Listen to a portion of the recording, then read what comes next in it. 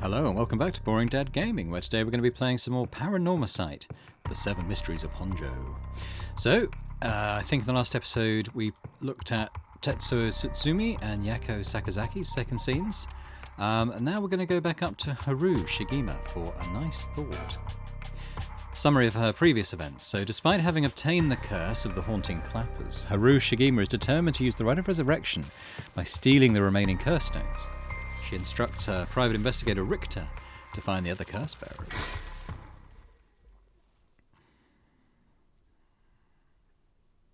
Haru Shigima, 1 a.m. Shigima Mansion reception room. So, same location as previously. It's been almost an hour since Richter left. He promised he'd call me if anything happened, but he hasn't. So all I can do is wait, and wait, and think. I know it's dangerous to go out, but I can't just sit here and let this opportunity pass me by. I have to look for her, for Michio Shiraishi. But first I need to find more soul dregs. Look at our flowers. The flowers put me at ease just a little. Our hanging scroll, that old hanging scroll. I've seen it too often to feel anything from it now. Our stereo? Should I put a record on? No, it's too late for that. I'm not in the mood for music anyway. We've got our newspaper. That's new. What's this? A newspaper? It must have fallen off the chair. Read it. It's a newspaper. I only leave them in here for the guests. I hardly ever read them myself. I don't think I've taken the time to go over one in years, in fact. Well, it's not like I have anything better to do. Okay. Society articles. It looks like the city's biggest problem right now is pollution. I remember how the air and water used to be even more polluted. The river was covered in scum from all the sewage and industrial waste, and it stank so badly it'd make my eyes water. Eventually people started getting sick, and it couldn't be ignored anymore. Fortunately, it's gotten better since then, although the air around the industrial district is still filthy with gas and smog. Oh, okay, can we read anything else? Oh yeah, I guess so. What about the economy articles? All sorts of articles about the current state of the economy. Now that the post-war boom has passed its peak, we're moving into the era of large corporations. It's about 220 to 230 yen to the dollar. Manufacturing is on the rise and exports are healthy. The dollar's down from its height and people are saying it could fall further. There's no denying how much the standard of living has improved in the past few years. It's common to own a car and television now, and supermarkets are better stocked than ever. So I wonder when this is set. I'm getting maybe sort of 60s, maybe early 70s vibes from this, looking at sort of the fax machine, rotary phone. I know fax machines are still very popular in Japan for conducting business, or at least they were until fairly recently. But look at sort of, they're talking about the post-war era. Have we seen any cars? I can't remember, I'm not sure. Culture articles. Now that everyone has more spending money to go around, people are coming up with all kinds of new diversions. It seems like only yesterday that people were flocking to the arcades to shoot aliens. Well, that would place it more 70s, wouldn't it? But now we have these enormous theme parks and gaming machines that plug straight into our televisions. Oh, it might be early 80s even now. Everyone's talking about superhero series, foreign films and movies based on the latest bestseller. Back in my day, fusion rock and roll music was all the rage. But now it's all about city pop and idols. Maybe it's even later, maybe it's 90s. I find it hard to care about that sort of thing anymore. What about education? Everyone attends high school now, even girls. Universal education policy, they call it. The country's gotten rich enough that every child can go to school. Education is the backbone of modern society. If you want to work for a good company, you have to get into a good university. With more people in the running than ever, the competition is to get into those universities has gotten fierce, though. The new generation is rebelling. Schoolyard violence and delinquency are on the rise. But my boy was too sensible to get mixed up in any of that. I don't want to read anymore, it'll only remind me of him. So if I click on it, will she refuse? Oh goodness, so is there other stuff to look at? Let's look at television. I don't really watch much television. Feels as if all the information in the world gets passed through that little black box. A father stopped them from reporting on the kidnapping back when it happened. I was glad about that. Less fuss. Alright, fax machine. It's a fax machine. I rarely find a use for it. I don't know anyone else who owns one. What about the clock? The ticking seems so loud. Just goes to show how quiet it is. TV? There's nothing on at this hour. I see no point turning it on. I mean, can we just up and leave? Got the mockingbird thing there. Phone? I'm waiting for Richter to contact me, but he hasn't. Think again? I need to distract myself somehow. I don't want to be alone with my thoughts. Maybe reading the newspaper will take my mind off things. Well, I tried that. You said you'd had enough of it. I mean, let's look at society articles again. If there's one thing Honjo never wants for, it's horrific crimes. They found a police officer dead in a local park just the other day. A lot of my family are in the police. I hope it wasn't anybody I knew. I don't read the news anymore. Not since last year. It brings back bad memories. Suicide at local high school. Oh, I remember that. A high school girl jumped off a roof about a week ago. She was bullied, I think, or maybe it was something about exam pressure. What? But... no, this can't be right. Her name... Michio Sharishi from Komagata High School. It can't be. Should we look at that again? Oh, what about economy? Although with everyone flocking to the city, land prices are skyrocketing. Nowadays, most people can only dream of home ownership. The city centre's going to be nothing but apartments before long. I'm not exactly a businesswoman, so this all feels like another world to me. Culture? I hear the new big thing is some mascot line of delinquent birds. Mockingbirds, I think it's called. Was that what Richter was talking about? Trends seem to have such short shelf lives now, with how quickly the times are changing. I went a bit Bob Dylan there. The times they are changing. The times are changing. I think I'm just too old to keep up anymore. It's young people who are leading the way with their modern world views. My generation will only fall further behind. Now the comedy boom is all over. All the comedians are flocking to other genres. The occult seems really popular at the moment. Look at all these paranormal specials. Are we done? Yeah, I think we're done. Okay, so we can close that now. Still got the spooky music from hearing about... oh, maybe we'll do something else with the phone. Oh, he hasn't. I've made sure the receiver is on the hook. It'll ring as soon as he calls. There we go. Ah, that must be him. We'll answer. Hello, Shigima residence.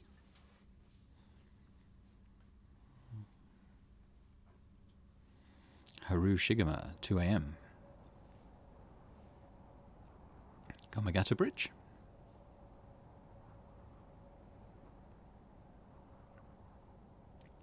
Richter called me out to meet him and we came here to Komagata Bridge. Richter, there's something I need to tell you. It's funny, I was just thinking the same thing. Look at him. He's gazing down at the water. What does he see down there, I wonder? Take a look at surroundings. We're on Komagata Bridge over the Sumida River. There's a highway on one side and a freeway on the other, but they're both deserted this late at night. Oh, okay, that's updated something. Komagata Bridge. One of the bridges spanning the Sumida River, completed in 1927 as part of the reconstruction effort following the Great Kanto earthquake. It is notable both for its distinctive blue arches and the cutting-edge, for the time, techniques used in its construction. There are many bridges stretching across the Sumida River, each boasting a unique structural form and design. Can we look around? Is there anything else to see? Not really. Alright, we'll talk to Richter. Please, go ahead. Alright then. I've been poking around places connected to the Seven Mysteries looking for curse bearers, and I think I've found a few candidates. First, a tall man I ran into in Kinshibori Park. I asked him for directions, trying to probe him a little, but he turned the questions right back around on me. And he was out of there the second he figured I wasn't what he was looking for. I got the sense curses were nothing new to him. I'm about 40% sure he's a curse bearer.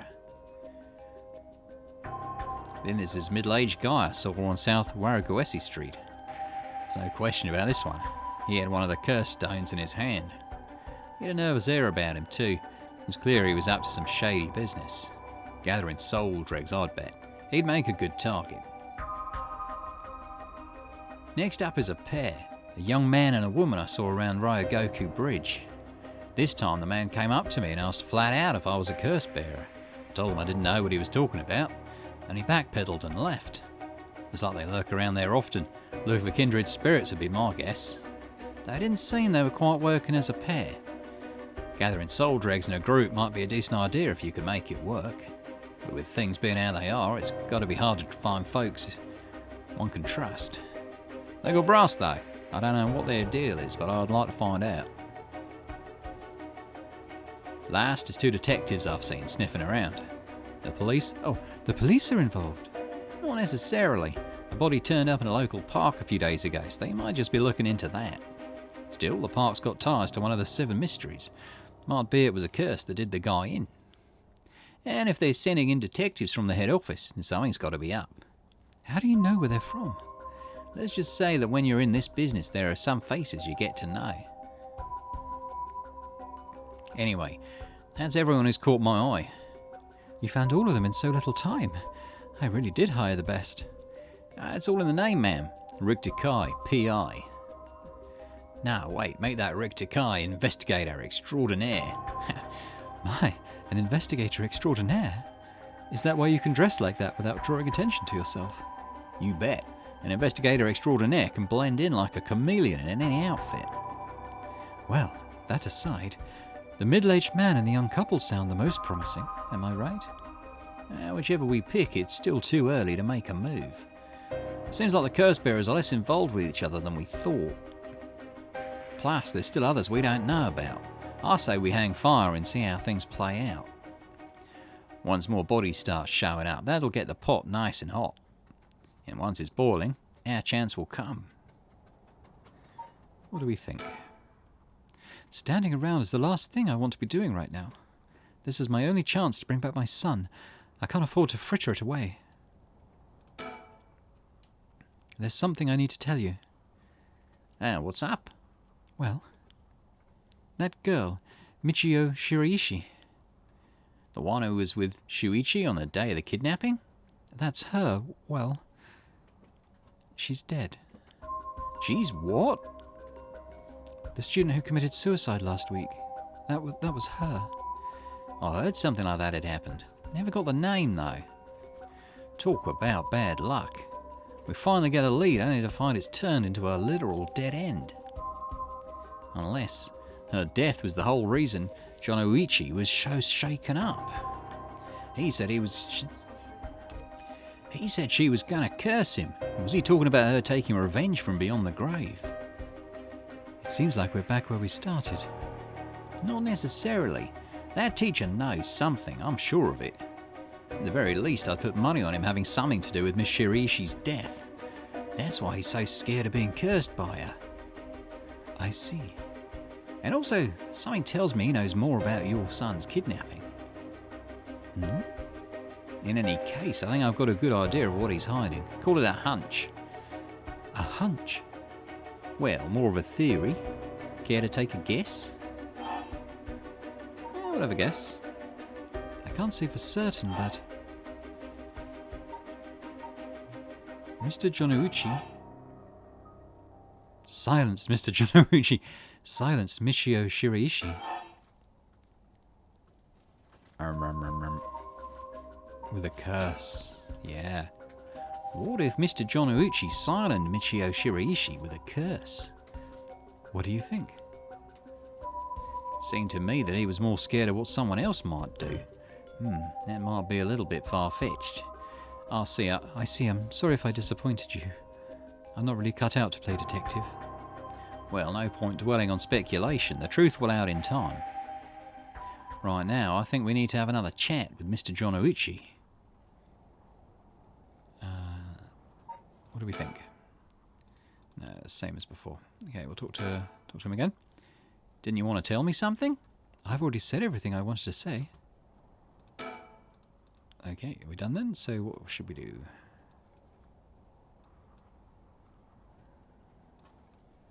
Jump off the bridge. Oh, Samida River? The Samida River. The water is filthy and horrid, but at night when it's still, it looks almost peaceful. Can I ask you something, ma'am? Is the Samida River what you Honjo folks picture when you think of home? I couldn't say. All I can tell you is that I can hardly stand the sight of it. Oh, right, should have guessed. This was where they found him after he went missing. All alone, floating in that horrible water. All I can think is how scared he must have been, how cold he must have been. What did he ever do to deserve something so awful? I've come here every day since then, and I prayed to the river to give him back, to give me back my son, day after day after day. You know, in olden times, people believed rivers marked where our world met the next. So the act of crossing flowing water had a huge amount of spiritual significance. Back when Edo was founded, the people of Chu saw the Sumida River the same way. They associated the far side of the river with the afterlife. That same place would later become Honjo. All their fear and revulsion accumulated there and took root. But then the Ryogoku Bridge sprang up, and after the Great Fire of Meireki, and just like that, Honjo was part of the city too. And as it turned from farmland into a town, the people surrounded it with man-made rivers and crisscrossed it with canals and waterways. Weren't those to prevent flooding? That's what I was told. Well, they were, but that's not all they were for. Their other purpose was to contain all the corruption that had built up on the far shore, and to stop it leaking through to our side of the Great Divide. Officially, they were a physical barrier, but unofficially, they were a spiritual one too. So if I have this right, are you saying that Honjo is a place where the real world meets the afterlife? Exactly. That's why the rite of resurrection is here, rather than anywhere else. I'm sure of it. And it's probably why the Seven Mysteries and their curses have survived to the modern day. And I guess that would make this spot where we're standing now. And I guess that would make this spot we're standing now right over the water.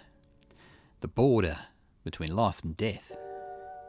If there ever was a place where bringing back the dead might be possible, I reckon it's here. It's funny that you mentioned praying to the river. That might have done more than you think. Is that supposed to make me feel better? Just thinking aloud, ma'am. Well, it's a nice thought. Sumida River. Quite long. Have you read any of this before? I can't remember. Let's read it.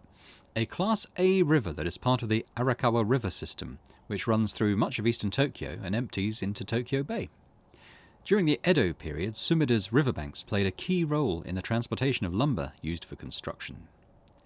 In addition to its logistical importance, it was also a place for the common folk to gather and enjoy activities such as seasonal flower viewing or river bathing, and there exist many woodblock prints depicting such activities. The area became plagued with sewage issues when the surrounding environs were industrialised in the post-war period, but the situation has improved since. Many unique bridges span the Sumida River, including the Ryogoku and Azumabashi bridges, which attract a large number of visitors as sightseeing spots. Massive firework displays in the summer are also always sure to draw a crowd. The river has served as a cornerstone for both the city and its people, having both aided in its development and serving as an inspiring backdrop for countless works of art and literature.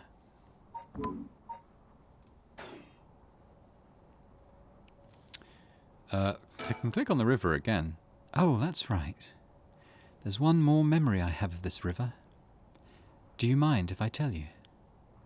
Go ahead. It must have been about 20 years now when I was still a schoolgirl. Back then the Sumida River was much filthier than it is now. It was full of garbage and industrial discharge. Oh, it was scummy and slimy and it stank. You could look out over the water and see dead cats and dogs and pigeons just floating. And one day, among all the filth and garbage, there was a piece of my missing classmate's hand. What? It was almost a miracle when you stop to think about it.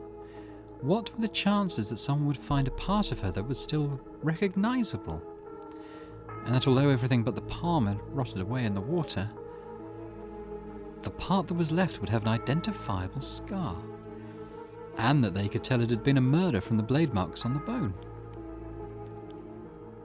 Wait, are you talking about the Najima murders? So you've heard of it. I'm impressed. I assume you were but an elementary schooler at the time. I wasn't really aware of it then, I only heard about it after the fact. I'd no idea the victim was a classmate of yours. So these are the Najima murders are the ones that the old detective had been involved in as well. There was, it was kind of like a serial killer, wasn't it? Yeah. Let's have a look at this. This is him. So it's Fumichika Najima, male, self-employed, Kursaku, none. Heavy-looking dude. The man who made headlines over 2 decades ago as the perpetrator of the brutal killing known as the Najima murders. We have a bit here on Yutaro Namagaki.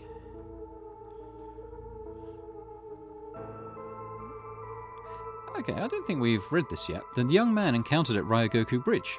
He didn't hide the fact that he was a curse bearer. His curse stone was later recovered by Tetsuo Tsutsumi, which we saw in the last episode. Yudoro is an elite student at a prestigious university. He lives off the generous allowance he receives from his parents, who are both prominent local figures. Although Yutaro has lived a charmed material life, emotional neglect at home has caused him to develop a spoiled, egotistical streak. The only kindness he knew growing up was from his family's maid, and he still fondly thinks of the plain rice with butter they used to enjoy together. To be honest, it was all a bit of a blur. A wave of chaos just parting around me. Something like that. They said the rest of her body must have sunk to the bottom of the river. They combed the riverbed, but they only ever found pieces. Everything else must have rotted and flowed out to sea. Afterwards, I heard that all the divers who had been looking for her fell ill. Oh, a sorry story for everyone involved, huh? It's funny. Everyone figures the river's filthy already, so one more piece of garbage won't hurt. But every little bit makes it worse. It's a vicious cycle. I know I wouldn't want to go rooting around down there myself. That's right, which is why the riverbed is the last place anyone would go looking. Or so was the killer's thinking, I suppose. Times were changing quickly back then. Things were confusing. Everyone seemed to be in a hurry. Young people were moving to Tokyo in droves. Some even ran away from home to make it in the big city. And they made easy targets for bad people. A lot of them ended up disappearing without a trace. You see, back then, if you chopped a body up into tiny pieces and threw it in the river, it would rot quickly and discreetly and sink to the bottom, never to be seen again. Are you saying what I think you're saying? They arrested him shortly after, Fumichika Najima, the man who killed my classmate and cut her into pieces. He was so methodical about it, it couldn't have been his first crime, and people began to wonder how many other girls he'd murdered the same way. The police never found any evidence of other murders in the end, but the river knows the truth. How many corpses has it swallowed up over the years, I wonder? That same thought spread through everyone's mind, and they started to avoid this area. So really, this river has been rank with corruption for decades now. Or at least, that's how it seems to me. Well, was that interesting? Well, I can see why you don't have any good memories of this river. With all that darkness lurking beneath the surface, there's no reason that you would. Still, if I may, ma'am, I'm surprised you know so much about the Najima murders. But how could I not? After all, I was the one who found the hand. What? The police actually wrote me a thank you letter. They said it was only thanks to me that they managed to bring Nejima to justice. That was the only time my father ever said he was proud of me. Huh. I guess it just wasn't the killer's day. Sometimes I wonder if he resents me for it. Click on it again. The Sumida River. I have nothing but awful memories of it. There we go, so it's probably ticked off now, yeah. I think. So this is all the same thing that she's been saying. We talked to him again? Is something wrong? Not really. It just struck me it's been 20 years since the Najima murders. So it has. Not to spook you or anything, but I thought you might be interested in knowing. Life in prison doesn't always mean life.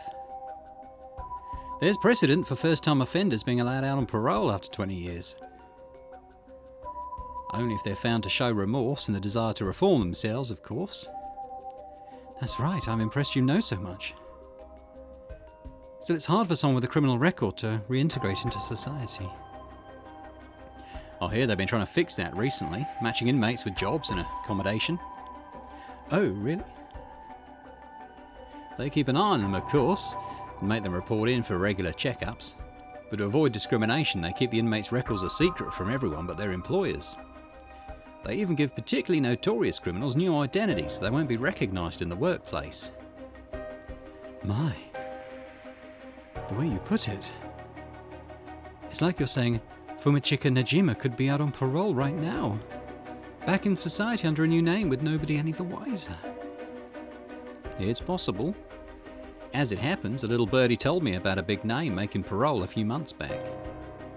I don't know if that was Najima, but our discussion just now did bring it to mind. I see. How unsettling. Now that you mention it, I just remembered something too. What is it? I was passing Kamagata High School a little while ago when I saw someone. Is that, I was saying a janitor, but I think it's Shogo, isn't it? Possibly? Not sure. I think we've gone back to the timeline where Shogo didn't kill the others with the curse stone. A janitor, I think, and I could have sworn he reminded me of Fumachika Najima. Oh. He looked a little different after 20 years. Much thinner than I remembered, too. I told myself I was just seeing things. But perhaps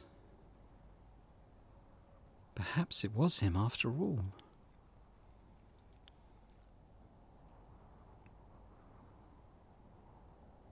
So, what next? The big question now is what the rest of the curse bearers are up to. Luckily, the Sumida River is a good distance from any of the Seven Mysteries. It's unlikely the other curse bearers will come all the way here. I can finally have a moment to think. I see. All right. Excuse me?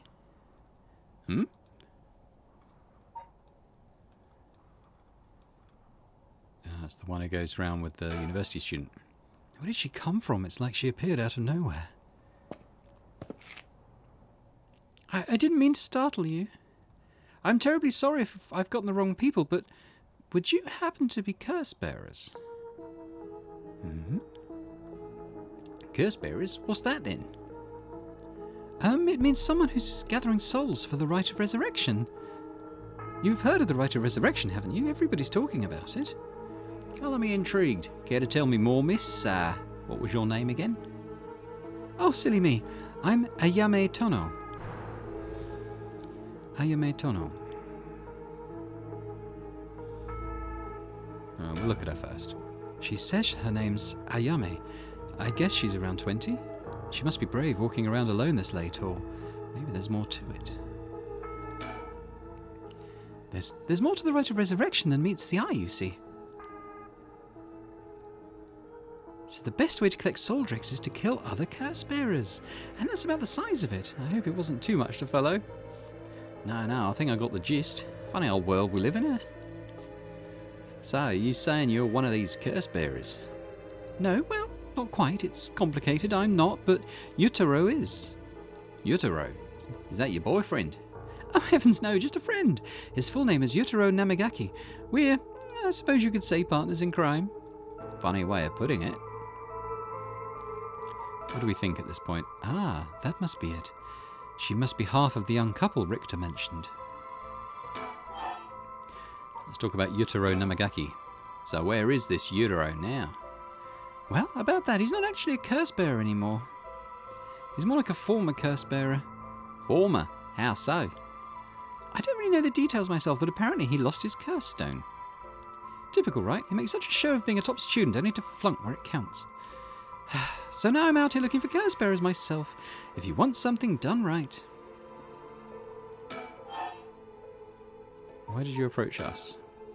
So anyway, mind if I ask why you thought I was a curse bearer? Oh, that! I'm terribly sorry. I was so rude. I saw the two of you out late at night, and I suppose I made assumptions. Gotcha. Sorry if we gave you the wrong idea. Out of interest, what was your plan if we did turn out to be curse bearers? Great question. The answer is I was going to ask you very nicely for your curse stones. And you thought we'd have given them to you? Just like that? Well, maybe not, but you know what they say. You never know until you ask. You must really love your boyfriend if you're willing to try something that risky. Oh, goodness, no, we're just friends. My life doesn't revolve around him, you know. Let's talk about him again. He lost it. How did he do that then? I wasn't with him at the time, so I don't know exactly what happened. All I know is that he came back saying he didn't have it anymore. Although, well, it's strange that you'd probe into that of all things. I'm just curious. I'm just the curious sort, that's all. Sorry if it's a touchy subject, eh? Oh, I don't mind. I don't particularly care about keeping it a secret. Keep going on that. Yutaro can be a little irrational sometimes, so I have to keep a level head on my shoulders. Is that it for Yutaro now? Yeah. Anyway, you aren't curse bearer, so I'm just bothering you, aren't I? Oh, please, ignore me. So, what are you trying to do with this rite of resurrection? Well, Yutaro has his own plan all laid out. I don't know if I can get behind it, though. It seems, how do I put it, self-centered. I mean, if you've got the chance to resurrect the dead, it would be a waste not to use it on someone that really matters, right? So I was planning to steal his curse stone at the last second and use it for myself. Well, until he lost it anyway. Oh, but don't tell Yutaro I was going to do that, okay? I don't think he'd be happy to hear it. Of course, keeping secrets is my business. My, aren't you dashing? Sounds like you really have your heart set on this rite. What were you hoping to use it on? Do you promise you won't laugh? Cross my heart. Well, then, let me tell you my master plan. Prepare to be amazed. I'm an art student, you see. Woodblock prints are my specialty, ukiyo-e in particular. Ukiyo-e, huh? Yeah, you must be a cultured lady. Really? Do you think so? Everybody says it's a strange interest for a girl to have. You know, people often think of ukiyo-e as some inaccessible high class art form. But that's actually totally untrue. Back in the Edo period, it was the art for the masses, amusement for the common people. So when you think about it, we feel exactly the same thrills from every brushstroke as they did back then. Isn't that fascinating? Yeah, I guess. As far as I'm concerned, the undisputed king of ukiyo-e is the one and only Hokusai. I'm sorry if I'm butchering these Japanese pronunciations. I am doing my best. Have you heard of him? Sure I have. He's famous. Didn't he live somewhere around here? Back in the Edo period? That's right. You're just as knowledgeable as you look. His 36 views of Mount Fuji are so iconic they're the only works of his most people know. But Hokusai was so much more than just mountains and waves. That's only the teeny tiny tip of a veritable iceberg of work. I've got to say, I only really know him from those landscapes myself. Oh, don't worry about it. Anyone can learn. When Hokusai died at the age of 90, he left behind over 30,000 drawings. That's amazing, by the way. 30,000 drawings. That's multiple drawings a day for 80 years. Amazing, right? So he kept on drawing right up until... Oh, sorry, this is Richter. So he kept on drawing right up until his old age, eh? Huh. Impressive. But even in his final years, he was never satisfied with his own work. His dying words were, "Should heaven afford me but 5 more years, I shall finally become a true artist." Even on his deathbed, he still thought he had more to learn. He was already the greatest painter and artist of his era. Who knows what he could have done with more time? Well, that's what I want to find out. Huh? Hold on, are you saying? Besides, he always said he wanted to move out of 100 houses, but he only made it to 93. What does that mean? Move out of 100 houses, made it to 93. Isn't that just tragic? Oh no, nuh-uh. No way this is going where I think it's going. Imagine the masterpieces he could create with modern techniques. I feel all dizzy just thinking about it. You've got to be kidding me. So if I understand correctly, you want to use the rite of resurrection to... That's right! I want to bring Hokusai back to life! Well, it's certainly a novel idea. That's what she'd use it on. What a waste. Katsushika Hokusai. He's pretty good at art, I will say. A master ukiyo artist, 1760 to 1849. Wow. Hokusai was active during the late Edo period, considered to be the golden age of ukiyo-e in Japan. Born in Honjo, Hokusai spent most of his life in the area now known as Sumida City. Among his most famous works are the 36 Views of Mount Fuji and the Hokusai manga. Hokusai was a prolific artist from a young age and has left behind a wide variety of works, producing an estimated 30,000 pieces during his lifetime. Though the general popularity of ukiyo-e declined during the Meiji period, Hokusai remained a core figure at the center of the Japonisme movement, providing inspiration for countless artists around the globe. Despite his fame, Hokusai himself was said to be rather indifferent to money or decorum and lived a life that quite appropriately resembled that of the whimsical and otherworldly scenes often depicted in ukiyo-e. Though he went by many names, in his later years he took on the title of Gakyo Rojin Manji, or the Old Mad Painter. Hokusai lived to be 90 years old and never lost his passion for art. Oh gosh, is that the time? I should be going. I need to get my hands on a curse bearer before daybreak. Sorry for flagging you down out the blue like that. Best of luck. Well, she seems crazy but harmless. So we have Ayami Tono, female university student, unknown curse echo status. Ayame is a young woman working with Yutaro Namigaki. Her love of Katsushika Hokusai's ukiyo-e, well, there's a lot of Japanese pronunciation there, is so great that she wishes to resurrect him with the rite of resurrection. Ayame is a clever but calculating university student who only has time for her own interests. She is making the best of a recent boom in the popularity of female university students, incited by their appearance across TV commercials and radio programs. Ayame is content to ride this trend so long as it allows her to get her hands on whatever she needs and wants in life. Recently, Ayame has figured out that older men will fall for her if she acts a little bit stupid. She was approached by Yutaro Namigaki in town and, although she was not attracted to him, agreed to date him because his family seemed rich. However, she does not think much of him as a human being and is beginning to grow bored of their relationship. There we go. Well, there goes trouble. If we're going after curse stones, we should keep an eye on her. 2 if we can. Why do you say that? Before she left, she wished us best of luck. She's got at least an inkling that we're curse bearers. My, there's a good chance we'll clash sooner or later. We're after the same thing after all. You head on back to the mansion, ma'am. I think I'll tail her for a while.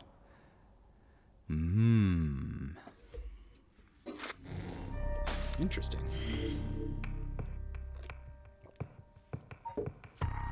So, let's go on to the Hunt for the Curse Bearers, Part 2, with Tetsuo Tsutsumi. Tsutsumi and Erio decide to collect the curse stones as soon as possible before they become the cause of an unprecedented tragedy. The two obtain the foot-washing mansion from Yutaro Namigaki and head to their next destination.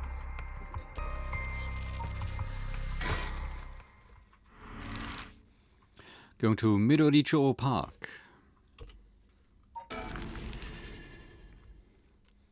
Tetsuo Tsutsumi, 1 a.m. Midoricho Park. Who's that there with? Is that the teacher? Excuse me, sorry to bother you, but we have some questions for you. No, we don't know this guy. Araishi. Have we heard of him? Can't remember. What? Are you with the police? I haven't done anything. Don't worry, this isn't an interrogation or anything. We just want to talk. You're Hideki Araishi, right, the historian? We know who you are, so this won't take long. But since we saw you here, we'd just like to ask you a couple of questions. Is he the one who talked about the Rite of Resurrection, perhaps? Local history researcher, Hideki Areishi. Unknown curse echo status. Hideki is a historian who works part-time as a curator at the local folk museum and as a teacher at Komagata High School. His recent publication on the Rite of Resurrection has caused a stir in occult circles. Hideki is the quintessential obsessive researcher. Despite being entirely unsuited for teaching, he has no choice but to take up a position at Komagata High School in order to make ends meet. While having a captive audience in his classes goes some way to satisfying his need for respect and recognition, his conceited nature makes him unpopular among the students. Lately, he is concerned that articles he contributed for purely monetary reasons have earned him a reputation as a researcher of the occult. But the surge of interest in the topic and the resulting volume of article requests he is receiving are undeniably tempting. Hideki is a regular at the Kurokikyo Cafe on Hokusai Street, where he can be found outside his work hours writing essays and manuscripts. His published books include A Study of the Unknown and An Introduction to Bando History.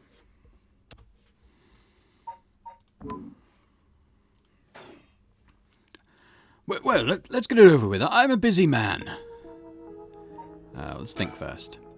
Hideki Areishi. He says he's a local historian, but supposedly he knows more about the Rite of Resurrection than anybody.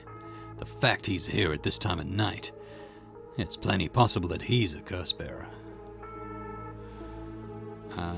Talk. Now, Mr. Areishi, what were you doing here at this time of night? Doing research, of course, day or night. Information never sleeps. That's an admirable philosophy. You know, your research has been quite the talk around town. What was it they were saying? You discovered something about some book? I think it's the Book of Fates, yeah? Oh, it's obvious you don't know a thing. It's the Record of Fates. How rude. Yeah, that's it. Sorry about that. I should have done my research. Look at Jun's face. But it's true you found some kind of ritual in that book, right? What? Don't tell me you want to know how to carry out the Rite of Resurrection too. To be perfectly honest, I'm tired of people asking me about it all the time. None of you even care about local history. You just come crawling out of the woodwork when something interesting comes up. Looks like I hit a nerve. If you think you can force me to tell you because you're a policeman, you're sorely mistaken. What were you doing? What was the research you were doing just now? Sorry, was the research you were doing just now also related to the Rite of Resurrection? Well, yes, that's right. What exactly were you looking for? I have no reason to tell you that. You wouldn't understand anyway. Was the research you were doing just... Oh, we've just had that. Are you doing all this research so you can use the Rites of Resurrection yourself? You're a policeman? You really think people can be brought back to life? Everyone I meet, pitiful. So you don't believe in the rite? Whether it's real or not has nothing to do with my research. Such things are better left to the occult freaks. Or, so I thought. Things changed. It has become necessary for me to pursue the rite. So now I pray that it is real. What changed? I'm sure you can imagine the funds for my research. I received a large amount of funding for seeking the Rite of Resurrection. And if I find it, I'll receive a sum so great that I'll never have to worry about money again.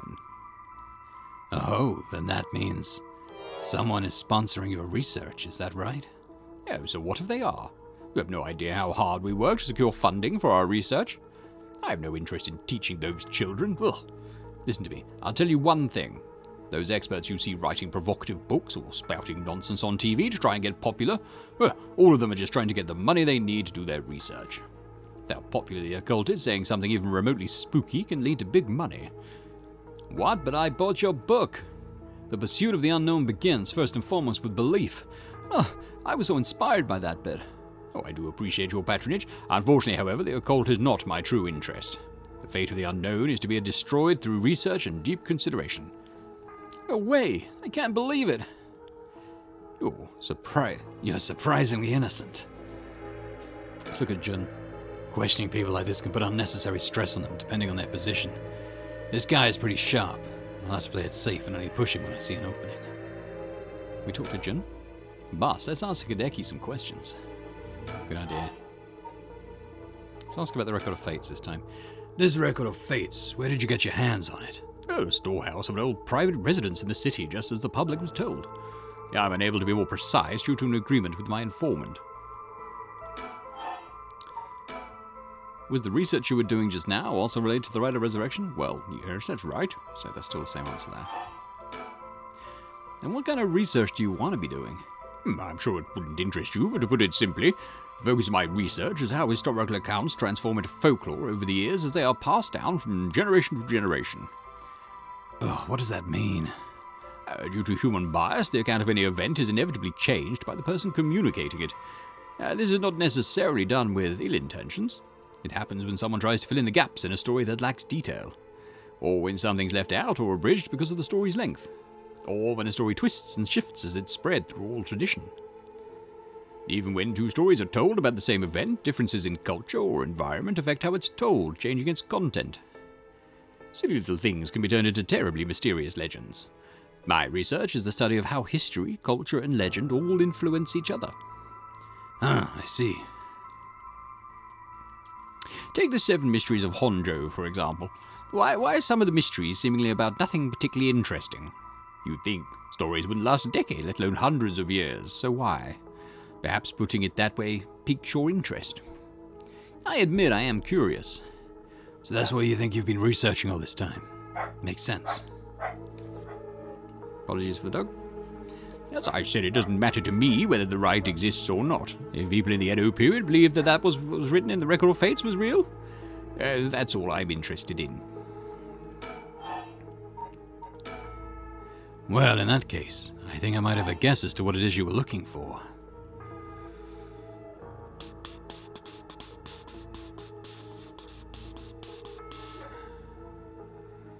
I tend to do really badly on these. Curse stones, let's say that. What? Damn it, if you know about that then. Oh, I got it right. Calm down, no need to get so defensive. I'll show my curse stone. We both want information, right? Why don't we have a nice, friendly chat? Curse stone? You're a curse bearer. A leaf. It is the evergreen beech, then. Yep. Will you show me yours? This is mine. The ever-burning lantern. Interesting. Yeah, well, this is about hanging people who lie to us, isn't it? So yeah, we'll tell them about this. Now I'll tell you this for free. The evergreen beech comes from a man who was hanged for spreading false rumors. The accusations against him were unfounded, and he died cursing those who deceived him. Ah, so that is the resentful memory held within the evergreen beech. The memories of the Seven Mysteries are truly fascinating. If only I could collect them all. Do whatever you want, but you should know something. The stone of mine lets me curse anyone who tries to mislead me. What? But... So don't try and lie to me. I'll know. You would curse a citizen? And you call yourself an officer of the law? That all depends on you. I don't want to use it if I don't have to. What is it you want? The curse stones are dangerous. I'd like to confiscate yours. Excuse me? But by right. First, let me ask you one thing. You haven't used that curse, have you? No, of course I haven't, I swear. I see. Good. Now, why don't you hand over that stone? Unless you'd rather try using it on me instead. Damn you, I won't give it to you. If I were to say that, what would happen? Would it be a crime? The police are aware of how dangerous the stones are. I could arrest you under Article 1, Section 2 of the Minor Offences Act. Or you hand it over and all you lose is your secret ability. Think of what would happen to all your research if you were arrested.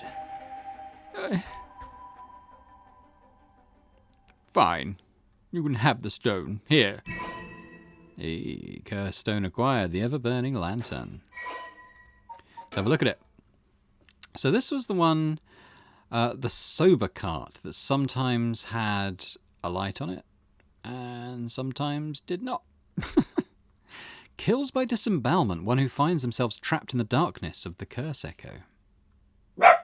Oh, dog again. So is this the one Shogo got trapped with when he used his lighter to get away? In which case, the one he killed would have been this Araishi guy, yeah? The memories. So when Honjo was filled with samurai residences, the spies of the shogunate lived amongst the townspeople to keep an eye on things. The soba cart on South Waraguesi Street served as one of their outposts. They would communicate to each other in code by turning the lantern on or off. Tonight at 4 a.m. meant that someone would be having the last soba of their life, and that their belly would be sliced open the next night. An unfortunate incident occurred in which a man attacked a woman in a bout of fury. He regretted it deeply, even declining to invoke the right to defend his honour. But the deed was done. Still he could not accept it. His rage at having been used by his daimyo boiled over, turning into a grudge he would never forget. Nearby, he saw a lantern quietly glowing into the night, and when the 6th bell rang, the man cut his own stomach open. Since then, the lantern could be seen alight before the soba cart had opened, and would flicker out suddenly even when there was no wind blowing. As this unsettling phenomenon continued, the rumours surrounding it grew, and soon all were convinced that it was the man who cut open his stomach, visiting from the beyond. I don't really get that one, but, hey, maybe something's lost in the translation. Good choice. I look forward to seeing how your research pans out. Oh, right. Would you tell us everything you know about what's been going on? If you help us out, we'll give you all the information we've gotten after we solve the case. What do you say? No, in that case, will you tell me all about the resentful memories of the Seven Mysteries? I believe they're the key to the secret hidden in the Record of Fates. Sure, why not? I'll learn about them as I collect the curse stones. Okay. So, Sutsuo here has got 3 curse stones now, but thanks to you, we learned a lot from him. I wonder. The mysteries and rite are all public information. He kept everything he knows about the other curse bearers and the source of the curse here hidden. I was hoping he'd at least give us a clue about how to beat these curses. Oh, I see. Then we should be more aggressive next time. Really make them spit it out. And by we, I mean you.